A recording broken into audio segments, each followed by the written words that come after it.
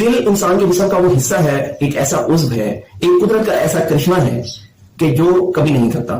انسان جو ہے وہ تھک جاتا ہے، انسان کے سارے مسلس تھک جاتے ہیں، لیکن دل کچھ ایسے مسلس کا بنا ہوا ہے کہ نہ وہ تھکتا ہے اور نہ ہی وہ سوتا ہے۔ انسان سو جاتا ہے لیکن دل نہیں سوتا۔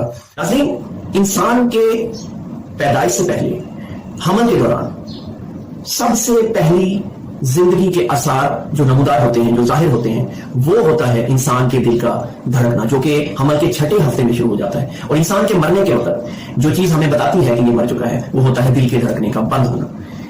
یعنی اگر ہم دیکھیں تو انسان کا دل 1 منٹ میں 72 سے 80 دفعہ، یعنی 72 to 80 ٹائمز دھڑکتا ہے۔ یعنی 72 دفعہ کا مطلب ہے کہ 60 منٹ میں، یعنی 1 گھنٹے میں تقریباً 4300 دفعہ، 4500 ٹائمز، اور 1 دن میں یعنی 24 گھنٹوں میں تقریباً 1,03,000 دفعہ۔ اور اسی طرح اگر ہم کیلکولیٹ کریں تو 1 ہفتے میں اس کا حساب آتا ہے 7,25,000 دفعہ، اور اگر 1 سال میں یعنی 365 دنوں میں کیلکولیٹ کیا جائے تو یہ تقریباً 3,80,00,000 دفعہ دھڑکتا ہے۔